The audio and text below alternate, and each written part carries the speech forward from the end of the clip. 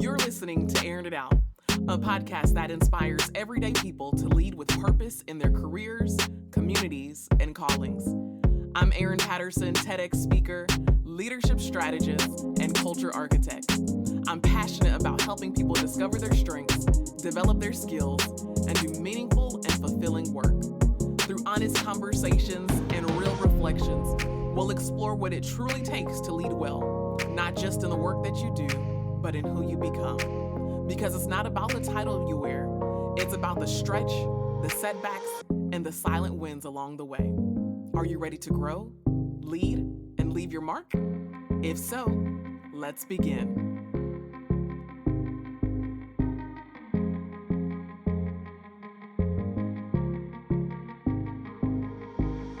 Hey y'all, welcome back to another episode of Arin It Out. This is episode 3 entitled, That's Raggedy. In today's episode, we're diving into the world of Raggedy leadership.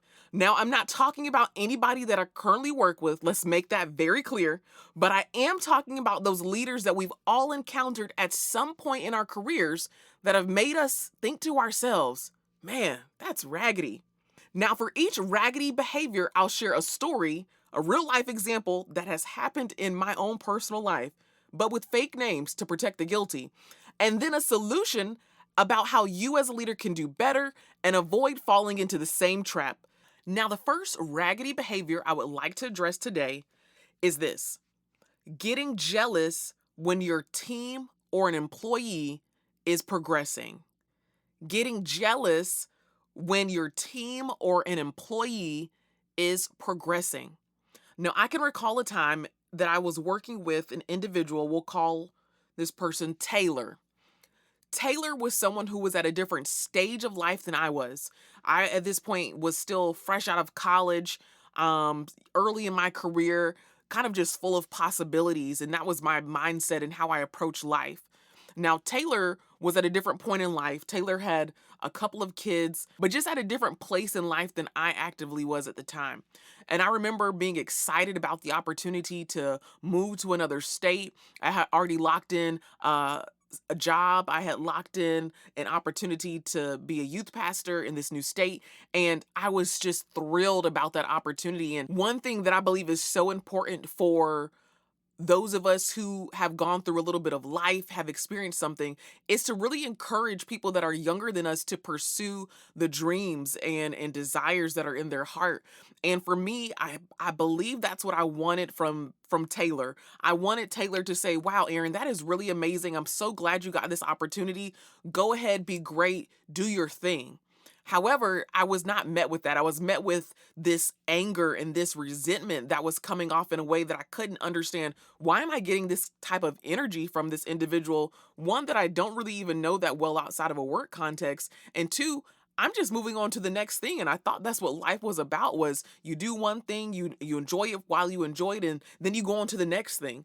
And I could not understand for the life of me why I was getting this type of treatment. This is not beneficial for you as a leader. It's not beneficial for those that you lead. And you've got to address, why do I feel a certain type of way about somebody on my team progressing? And quite frankly, it is necessary to celebrate the wins of your team, whether those wins are reflected within the organization that you currently work with, or that person's going on somewhere else to do something else. Celebrate them as an individual, because each of us are on our own separate journey. And regardless of if that person stays on a journey with you or not, you've got to celebrate them going forward. Oftentimes, employees' growth is a reflection of your leadership. So there's no need for you to be jealous. There's no need for you to feel some type of way. There's no need for you to have resentment towards people who are just trying to move forward in their careers. Here's the second thing: misrepresenting or twisting who your team members are. Twisting or misrepresenting who your team members are. Now, this actually still deals with Taylor, someone that I worked with early in my career. And I can recall when I was about to move, just being so excited, so thrilled. And I ran into this person on this was actually the last day I was going to be at this job. I had made it very clear about 6 weeks in advance that I was not going to be there and I was going to be leaving on a certain day. And I had things already in motion with my new job and new opportunities and all of that.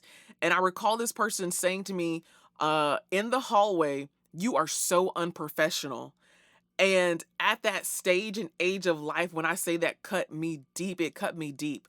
I had worked very hard to become this young lady who was well respected and looked at in a certain light, and for her to come to me and say that I was unprofessional when I have been practicing professionalism since I was 3 years old was just kind of wild. I recall just being one hurt because I said this is not who I am, and if this is who you think I am, you don't know me at all. I really do not think that she actually thought I was unprofessional. I think that in her great frustration with where she was in life and maybe a bit of jealousy coming out, that was the best thing that she could say because there was nothing about how I handled that situation that was unprofessional. And it is so important to represent people with integrity, whether you agree with their decisions or not, whether you feel like they deserve the next opportunity or not. It is so important. And if you can't represent them with integrity in a very accurate and truthful way, sometimes it's necessary to just be quiet. Don't say anything at all. If you're not going to represent, like, yes, this person is growing, they're developing, and all of those things, just be quiet if you can't acknowledge the growth that they have had under your care. Now, here's the third thing: taking out your frustration on your staff or your employees. Taking out your frustration on your staff or your employees. Now, this specific leader actually just been corrected essentially by their boss as well as their boss's boss. And when we as leaders get corrected or checked by the people that we're being led by, it is so necessary to translate the information without translating the feelings of anger or frustration.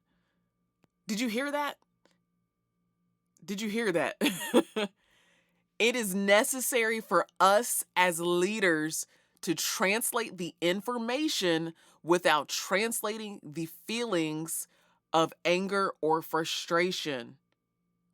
How many times have you been in a room, gotten information, and then went back with the same level of frustration to the people that you lead? And now you have created this angst and this weird energy in your office that is not even necessary. And quite frankly, I believe it is necessary as leaders for us to regulate our emotions. It is necessary for us to recognize that how we show up in the presence of people is going to impact them.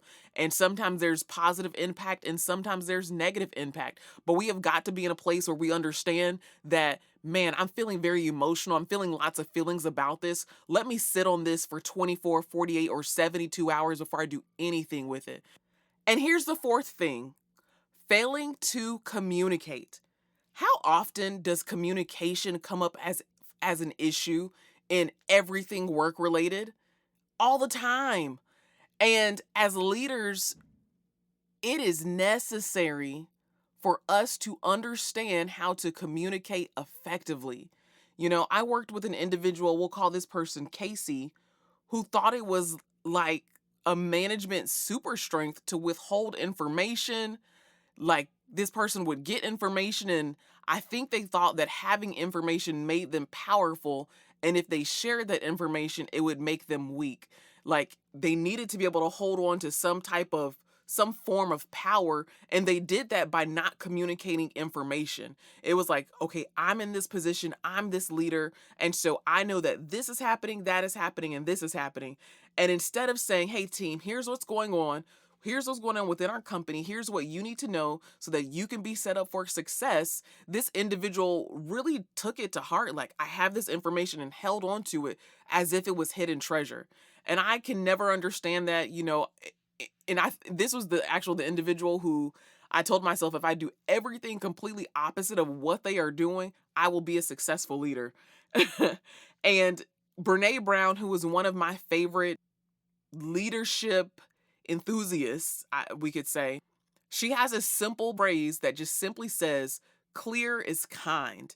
And when it comes to communication, when it comes to interacting with employees, with coworkers, with other leaders in our organization, we have to come to the realization that when we are clear, we are being kind. And it's necessary to build systems and to communicate consistently, not sporadically. Like in my current role, one thing that I value a lot is having one-on-ones with my team. And I make every effort to have a one-on-one every other week. And that's not for any other reason than I want for them to understand that I value what they're doing, the work that they're doing. I need that line of communication to stay open. I need for us to feel comfortable having conversations with one another. And if leaders understood the value of creating spaces to communicate, to create space to speak to your employees, to create space, then communication would not be the issue that it is. A lot of times, I believe we fail to communicate because we have not built relationships that say this person matters, the work that they're doing matters. And as a leader, I find it my responsibility to do that. And so I recall hearing this person, Casey, just just hearing their thought process, and I thought it was so strange.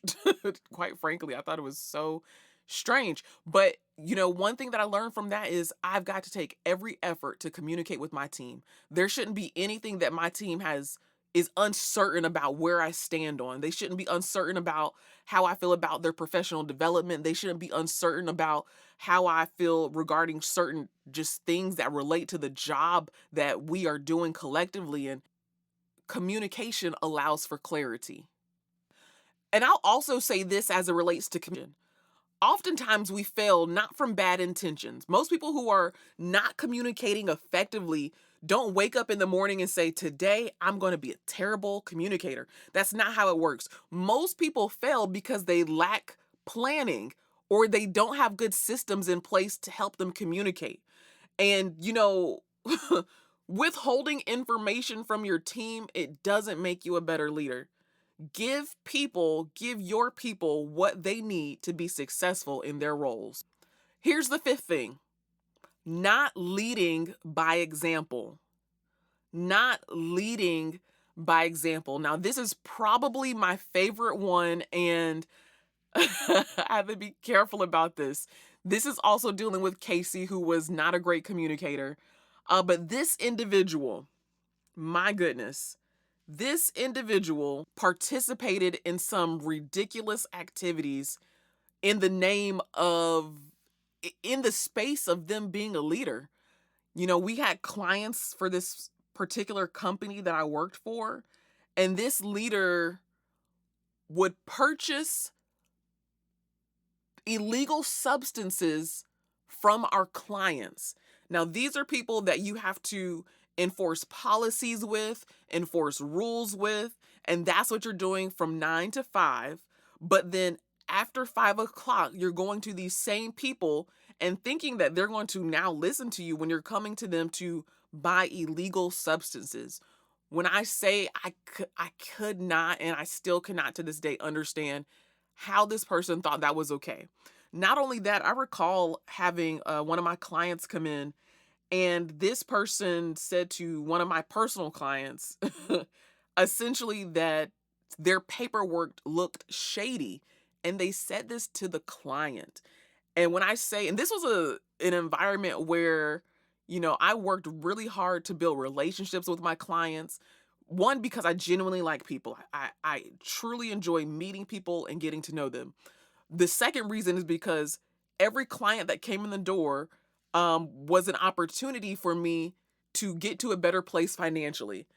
And it's vital that we as leaders model the behavior that we desire to see from our teams. You cannot expect the people that you lead to follow your bad example, or to see your bad example and then to do something different than what you are doing. Your team will mirror your own integrity. If you don't demonstrate good integrity, your team will not demonstrate good integrity. It's typically how that happens. And the sixth thing is this: bad mouthing current or former employees. Bad mouthing current or former employees. I worked with an individual, this was Jordan again, and I recall not too long after I started sitting down in a meeting with this person and they going through all the previous people who were in that role and saying why they didn't and couldn't succeed. I recall thinking in that moment, dang, that's about to be me next. Like I already knew, like there's no way you have three people in a role at some point and all three of them are absolutely terrible. I knew that I was going to be in this person's book, the fourth terrible person that walked in that role. And I knew that within, I want to say, the first 2 to 3 months. And that began to shape my experience there because I said, there's no way that you're so excited about me and you've been the leader of these people for most of the time you've been here. And you're going to tell me that all of these people are bad hires? Everybody's a bad hire? I don't believe it, not for a second. And, as frustrating as it may be when you as a leader encounter situations where it doesn't work out like you thought it would, or maybe you're not proficient as a leader as you thought you were, sometimes you're tempted to say things about people who have been in these roles or to say things about people who currently are in roles. But I urge you to not speak against people that are on your team. Do not speak against people who were on your team because somebody is watching. Your employees are watching, they're listening, and they are going to understand like, wow, they're talking about this person. It is highly likely that I may be the next person on this list. And it just never turns out well. It never turns out well. And you as a leader need to protect your credibility. And your credibility diminishes significantly the more you talk about people, the more you talk about employees. If you talk down about them, your current team will know it's only a matter of time before this person is talking about me. And that's what I experienced. I went from being celebrated for being the new person in this role, and then all of a sudden, I'm also presenting the same issues that the previous three people had presented as well. So was it really me or was it the leader? Questions that need answers or not, but food for thought. The seventh thing is this: not making time for your team.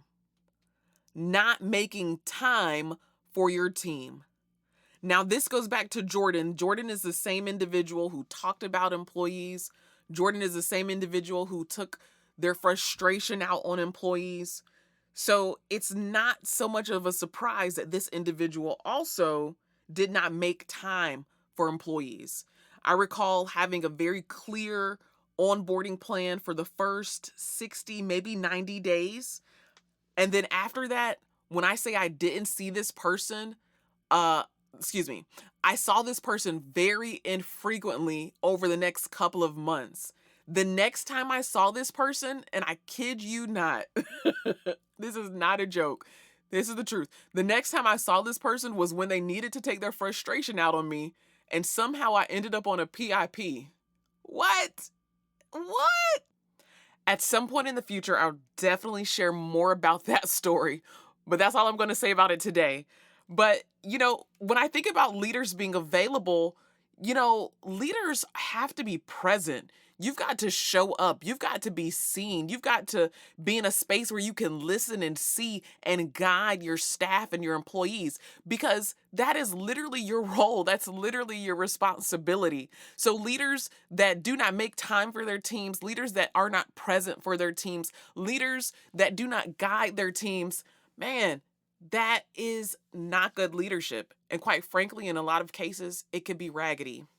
And as we wrap up today's episode, I want to acknowledge I believe there's two main reasons that raggedy leadership still exists in the workplace. I believe one of the reasons is simply for a lack of training. Many of us do not come into the world with the knowledge and the know-how to be successful leaders in the places that we lead in. And so it's up to not only us as individuals, but up to companies and organizations to provide the necessary training so that leaders can become better, not just for themselves, but for the people that they lead in the organizations that they work in. I believe the second reason that raggedy leadership persists is because individuals have not committed to personal accountability. And what does that look like? That looks like taking the time to grow on your own. It looks like self leadership, leading your own life and your own self well. It looks like for some people going to therapy, addressing why do I show up like this in the workplace? Why am I like this? What are the things in my past that have allowed me to stand in this place of being a raggedy leader? Good leadership requires humility. It requires clarity and an intentional growth. And without these things present, it is very easy to slip into a place of raggedy leadership. And as we close for today, allow me to recap those 7 raggedy leadership behaviors. The first, getting jealous when your team or an employee is progressing. Instead, celebrate your team's wins. Their growth is a reflection of your leadership.